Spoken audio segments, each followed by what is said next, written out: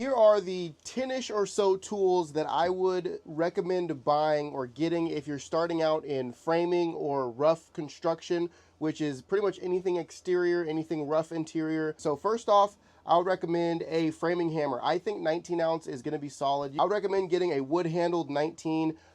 It's really cheap. I think this one was maybe 16, 17 bucks.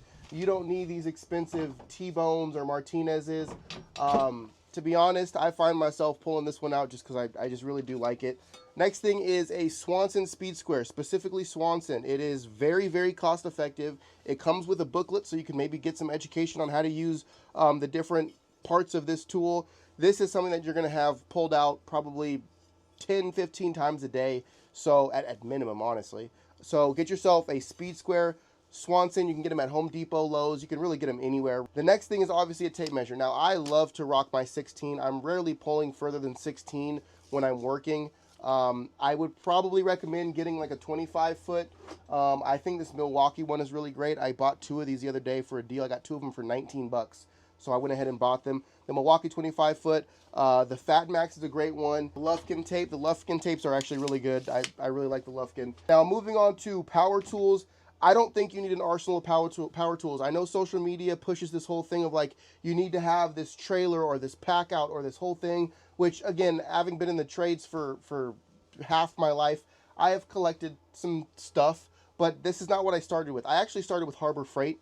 I started with the Hercules tool line, and until I was making money, I didn't buy anything but Harbor Freight. So you can get these same tools at Harbor Freight. I would probably maybe recommend it. But if you know you're going to be in the trades, if you are like, this is what I'm doing, I love it, and even if you're not in the trades, you know you're going to be doing things on your own, and these tools are going to be utilized, I would recommend starting with something that you can grow into.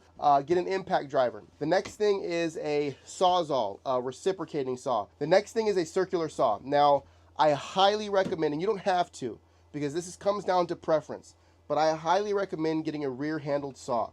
So this is a rear-handled saw. I have a different one, but I never use it. It's in a box tucked away somewhere. Rear-handled saw, that's going to cover all the bases. Next thing that I recommend that most people won't talk about is a mini blower. This blower has saved me more times than you could possibly imagine. Blowing out tool bags, blowing out tools, blowing out table saws, miter saws, just blowing off your clothes after getting, dirty, blowing off the job site, blowing out trailers. If you're starting in the trades, you're probably going to be doing a little bit of cleaning or a lot of cleaning.